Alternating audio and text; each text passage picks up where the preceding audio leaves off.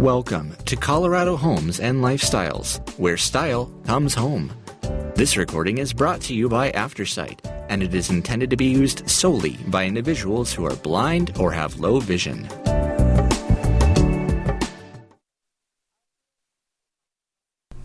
Thank you for joining us for the November-December 2021 Holiday Inspiration Colorado Homes and Lifestyles issue. My name is Jerry Gingras. Welcome, Matt, from the editor. Fabulous and farewell.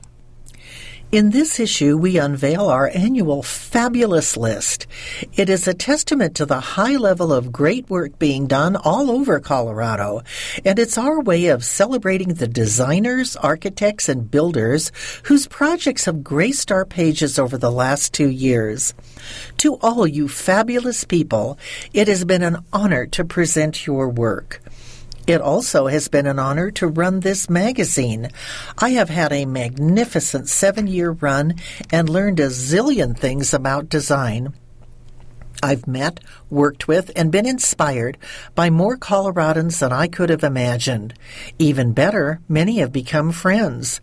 I thank all of you for your encouragement and support of CH&L, and I especially toast with excellent bubbly my colleagues, Eleanor Williamson, Casey Harvey, Eliza Carlson, Rebecca Gart, Shobane French, Eleanor Wynant, Natalie Condon, Kelly Katagi, Dawn Paul, Penny Smith, and Vong Famani, as well as our amazing freelance writers, photographers, and stylists. Thanks to former publisher Holly Scott for giving me this opportunity, and to current publisher Elizabeth Hamilton for helping usher me into a graceful so long. It is with a happy heart that I pass the torch of running this wonderful magazine to my talented friend, author, and mountain living editor, Darla Warden. Please follow me as I pursue my passion for art at Kate Finds Art. I wish you all peace, love, and a beautiful, healthy environment in which to live. Kate Myers, Editor-in-Chief. What I'm loving. Cuddle. I am a blanket person. I have them everywhere in my house and love to wrap them around me when I work or read or listen to my current Spotify playlist. Luscious colorways, herringbone weave, and comfy 100% lambswool make these twig throws perfect for you or anyone who needs some extra comfort. $195. WildflowerNationSupply.com. Clean. I am a horrible cook, but a badass cleaner, and the Lupe Pure Cordless Vacuum Cleaner is next level grand. Battery charged, so no cords to trip on, sleek and light so that the schlep factor is off the table. It's designed by an ex-Dyson guy, so it's got serious pickup power, and yes, every piece is recyclable. Plus, you can breathe easy because it removes 99.99% of all microscopic dust particles. That's a lot of particles. This vacuum is my Tesla, $799. LupeTechnology.com. Read. My mom, the person most responsible for my visual knowledge, is also a reader. She introduced me to writer Terry Tempest Williams in 1995 when she sent me her book Refuge. Another wonderful woman and dear friend, Mindy Pantiel, recently turned me on to Tempest Williams when Women Were Birds. It was published in 2012, but the time feels right to share it. Think of it as a heart-filled high art farewell gift to all of you. $17, indiebound.org. Contributors. What's your favorite gift to give during the holidays? Kelly Katagi. Our family is big on games, so we love to pass along our faves, such as the Finnish lawn game Molki. Over her 25-plus year writing and editing career, Kelly Katagi has covered subjects as diverse as ski fitness, honeymoon travel, nutrition science, spelunking, and business startups in Russia. Formerly CH&L's copy editor, she's now the content editor at Dare to Share Ministries. In Arvada, Katagi lives in Aurora with her husband and 3 teenagers who keep her busy watching their many lacrosse games. Katagi compiled our fabulous list on page 63. Eleanor Williamson. I like to send my out-of-state relatives gift boxes from Colorado Crafted so they can enjoy all the treats we get to love every day. Eleanor got her magazine chops as the art director of Ski Magazine, a tenure that lasted 15 years. While there, she absorbed every bit of information about photography she could, and then launched Be Bolder Photography, which she runs while simultaneously art directing CH&L.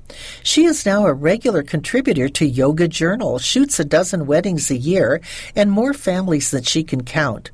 For this issue, she designed the issue's editorial and photographed Journey to a New Lou and the bathrooms on pages 96 and 98. Casey Harvey. I'm a sucker for a soft blanket and love giving a gift that someone can cozy under, like the Anthropologie Luxe Dyed Faux Fur Throw blanket. Born and raised in Colorado, Casey Harvey is one of those rare people who has never strayed far from where she grew up. After graduating high school in her native Park Hill, she headed 45 minutes northwest to CU Boulder, from where she graduated with a degree in English Lit. 3 years ago, Harvey joined Weisner Media as digital content editor for Colorado Homes and Lifestyle and Mountain Living magazines. When she's not creating content, Harvey enjoys designing floral arrangements and making the most of all Denver offers with her fiancé AJ and their pup, Blue. Kimberly Gavin. I like to donate food and or gifts to children in need through organizations like Breaking Free, Sacred Cycle, Anurag Society, and others. A native of Minnesota who studied fine arts at University of Wisconsin-Madison, Kimberly Gavin credits her Midwestern roots with instilling a solid work ethic. There was never a shortage of hard work, and her family with the trajectory her profession life has taken. I was heavily influenced by the artistic people around me. Gavin came to Colorado 25 years ago to attend the Art Institute of Colorado in Denver and now lives in the Vail Valley. For this issue, she photographed Mountain Fresh on page 100. Tastemaker, Victoria Hagen. Queen Victoria, the world-renowned designer, shares observations on COVID's impact on the evolution of residential spaces, written by Catherine O'Shea Evans. Designer Victoria Hagen knows American style. Just ask the Bidens. She famously designed interiors for the couple, though she is not a name-dropping kind of gal. Her third book, Live Now, Rizzoli, October 2021, is so chock-a-block with vital information on how to live your best life in the COVID-19 era that her publishers asked her to put it together on a fast-tracked timeline. This past year has been so crazy, says Hagen. As a designer, I've always realized the importance of home, but I think this year really made us realize the power of home, that home can provide such a refuge to us. It's also taught us the value of time. We chatted with Hagen about how things have changed in her daily work and what she wishes more people knew about decorating. It's not what you think. How has COVID-19 changed design? As a designer, I am tap dancing as fast as I can in that everyone wants things much quicker than before. Projects that we would do in a typical time, we're doing in half time now, and in a way, it's been really nice. Design is my sport, so this has provided some great training, and it's really been an exciting time for me. I think I've been training my entire life for this time. Also, as designers, we're always solving problems, right? We're always fixers. We're always trying to look on the bright side, and I think designers by nature are positive, always seeing the potential. With everything going on, it's been an opportunity to show the kind of joy that you can create, especially at home. What are some ways you've done that lately for clients? A lot of times you talk about a home and you talk about how you'd use a room on a weekend, how you'd use a room when the family comes together. All these imaginary little times that we use, spaces were basically thrown out the window, and every room was used so much more. Everyone seemed to be sitting at a computer, on the phone, on a Zoom call, just trying to reach out and connect with people. Now, I'm not sure I do a room that doesn't have a desk in it or a place where someone can sit and pop up a laptop. All spaces have become much more multi-purpose. A family room now has a dining component, and a dining room has a lounging work element involved. How do you bring nature indoors in inexpensive ways? I love to always make sure I have something green or flowers in my home. It doesn't need to be a big flower arrangement, sometimes just a clip of a branch. I also create ways to be able to sit by your window to experience the light, the times of day, and to really look out at the view. When I draw a furniture plan, I'm always drawing the view angle. What do I see? How do I feel? With some of the projects in my new book, we really pushed that concept of inside out, outside in, really breaking down that barrier in so many homes. Tell me how you design differently in Colorado. In Aspen or out west, you have these really empowering views. The majesty of mountains and the sky and the clouds are so moving. And in this home, pictured above, we made a real focus on comfort and softness and really tapping into the natural quality of the materials, the grains of the wood, the texture of stones. It's those little things that I think are so important. When did you know you would be a designer? From a very early age, I loved looking at textiles. I loved looking. My mother took me to museums and gardens, and I was struck from the time I was still holding my mother's hand and not being able to see above a counter, remembering how different spaces made you feel and the difference of how things made you feel. So whether it was color or scale, I could recite all these memories of sitting in different kinds of chairs. I always was very in tune to that. What's your favorite upholstery for a cozy sofa? Soft is key. Things get thrown off my design table when they're not soft, when you just can't touch them. So we use a lot of velvet in a casual way, and there's a softness to that. And we use lots of texture, lots of wool textures and cotton textures. Is there a film you watch when you need inspiration? One of my favorite films is Out of Africa. How it makes you feel, the movement, the surroundings, and how the surroundings have such an impact on the beauty. In so many of the photos in this new book, we show the connection to the landscape. In this past year, we have been doing so much more entertaining outside, and that has been such an important aspect that I don't think I will change at all. Just instead of a porch now, it's an outside living room. We put a lot more emphasis into how those spaces work, and it's been great. I don't think I've heard anyone complain about that. Everyone really enjoys being outside more. What hallmarks of American style do you employ in every project? There's a special relaxed quality to living that I think is particularly American. There's a confidence to the work and the style, and I enjoy that. I think I embrace that, and I have fun with that. Classic American style is having that confidence to be open to the possibilities. What's a piece of design advice you wish more people knew? We've really paid a lot more attention about opening our windows and doors and letting the fresh air in. Homes are not sealed up in the same way these days. When I went to design school, I wanted to learn about decorating, and they don't teach you about decorating. They teach you about how design affects your senses, all your senses, and I think that is the key. There's nothing better than walking into a home and smelling a roaring fire or something in the kitchen. So the scent is something so important, but also how it feels. And I think this past year, I really felt the connection between our eyes, our heads, and our hearts. Listen to that voice inside that tells you when it's just right. And trust that little voice. Local finds. Portrait of the artist, Jack Ludlam. Hard Hands, Well-Worn Tools. Story by Kate Myers. Jack Ludlam is a young guy with an old heart. He sports the utility pants of a laborer and still shoots on film. His Denver Highlands office studio has a wall of perfectly arranged tools hanging in order of size on a pegboard. The space is spare and clean with brown leather furniture, a decanter of Family Jones rye whiskey. He shoots labels for the distillery. A vintage Kodak Porta 160 and brick walls adorned with his black and white images, saddles, power tools, well-worn backpacks. Ludlam's work pays homage to the builders, ranchers, and folks who do the physical labor upon which the rest of us rely.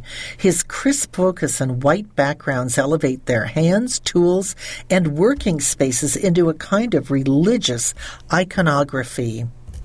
It's my way of paying tribute to people who do the jobs that aren't pretty, he says.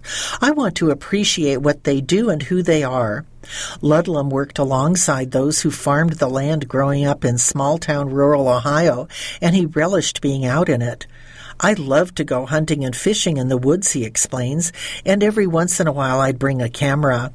It was his mom's Canon AE7, and Ludlam still remembers the excitement of opening the envelope when his developed photos arrived. The camera, however, was a distant second to his outdoor sport obsession. Ludlam spent his summers in Whistler training and mountain biking competitively and snowboarding in winter. College was not his game plan, but Ludlam's dad, a pharmaceutical executive, insisted. Dad's charming coercion began with a late-night bottle of wine and ended with the flip of a coin, the result deciding which near a mountain college Jack would attend. Regis won the toss. It was there he began studying photography, fell for Richard Avedon's work in the American West, and convinced his professor to let him dust off a locked-up darkroom and develop his own film. Black and white film was his only option. Color was too pricey. And because he was training himself in a dying art, Ludlam basically forged his own way. The 30-year-old Denverite still uses black and white film almost exclusively. It forces me to slow down and take my time because every shot costs money. If I worked digitally, I would rush things and I'd miss a lot. The American flag on the previous page is one of his few in-color works. His limited edition pieces are housed in walnut frames, handmade by his now retired dad. Ludlam offers many works in very accessible price ranges. I want people who want my work to have it, he says. That heart is palpable in his pictures. Though the through line of the work embraces the physical and the manly, there is softness and a kind of love in the way he elevates his subjects, be it a miner's lighter, a rancher's boots, a plumber's hands. There is a storyline there, he says. I'm proud to create something that has a soul to it. High Points Roundup. Hello, holidays. All Occasion Wreaths, a new Denver hotspot and art for all ages. Written by Rebecca Gart. Eat. Of a Kind, the new signature eatery located in Clayton Members Club and Hotel in Cherry Creek North is exactly the type of restaurant downtown Denver needed. An elegantly modern eatery with a rotating seasonal menu. Chef Brandon Dooley, who hails from my all-time favorite L.A. restaurant, Guyena, describes his concept of a Kind as Mediterranean California coast-inspired, which he concedes covers a lot of ground with geography, but it all shares fresh, bright flavors and high acid. Dooley's menu features lots of herbs, spices, and grains, as well as house-fermented and pickled products. Wood-fired pita features prominently and is the perfect complement to the restaurant's clips. Highlights of our visit include the labneh with blackberry currant gastrique and house-made dukkha and the mint chicken shawarma. Dooley credits the Guyena for the wood-fired experience and his fermented and pickled vegetables. Those things are a big part of who I am as a chef today, says Dooley. Of a Kind, Clayton Members Club and Hotel, 233 Clayton Street, Denver, ClaytonDenver.com. Bye. No holiday needed to decorate your door with these modern all-occasion wreaths. Citrus Wreaths, Food 52, $71. Food52.com/shop/products/809 Citrus Wreath. Lavender Fields Wreath, Bloom by Anushka, $125, bloomdenver.com. Baby Eucalyptus Wreath, Williams-Sonoma Home, $49 to $59, williamssonoma.com. Go. After 3 years in the making, Meow Wolf Denver debuted in September and is quickly on its way to becoming one of the top-selling attractions in Denver. The 4-story, 90,000-square-foot triangular gallery at I-25 and West Colfax Avenue is home to the work of 120 artists, comprising an installation of sculptures, tableaus, mind-bending art, and environments that are high-tech, colorful, and utterly fantastic. Meow Wolf's Convergence Station installation offers an immersive, interactive, psychedelic experience that transports family-friendly audiences into realms of story and exploration. It's one of those things that you have to experience to understand, and I'm still a little bit confused. Make sure to purchase the memory card at the entrance and give yourself plenty of time to explore the space. It can be a bit overwhelming and there's a lot of stimulation, but it's definitely worth experiencing. Time, tickets, and masks required. Meow Wolf Denver, 1338 First Street, Denver. Tickets.meowwolf.com. High Point Style Maker, Holly Velasquez Horvath, RVP State Affairs and Community Relations at Xcel Energy, wife and mom of twin preteens, shares her favorite things. Interview by Rebecca Gart. 1. Restaurant. Bastion's Restaurant, home of the sugar steak. My family and friends enjoy going to Bastion's and having a steak and baked potato. The restaurant is family-owned and feels so warm and inviting when you come in. It truly represents the phrase, "Don't judge a book by its cover," because the special surprise inside is where the magic happens. Bastion's, 3503 East Colfax Avenue, bastionsrestaurant.com. 2. Favorite accessory. Once I find a new accessory, I tend to stick with it for a really long time, so it needs to always be something that goes with everything. Right now, I'm obsessed with my tiny diamond huggy earrings. They add just the right amount of sparkle to my ears, whether I'm dressed up for work or running errands with my kiddos. The Last Line is a jewelry store out of LA, and they have so many huggy choices, all different stones and sizes. ThisIsTheLast.com. 3. Household appliance. My husband and I have a love for coffee, and we also appreciate the convenience of getting a cup right as we wake for the day.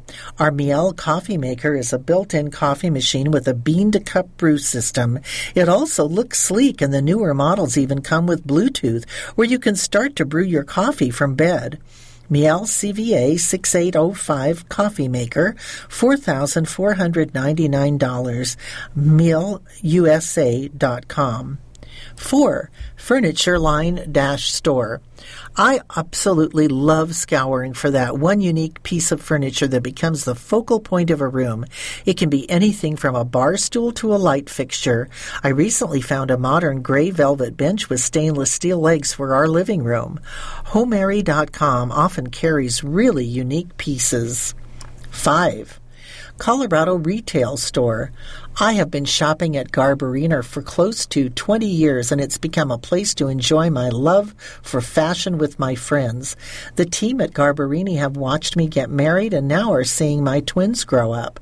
Lynn Patton at Garbarini has helped me throughout every phase in my life. Garbarini, 239 Detroit Street, Denver, garbarinishop.com. 6. Housewarming gift. I don't have a usual housewarming gift, but I do have a go-to place where I go to find something special for a friend.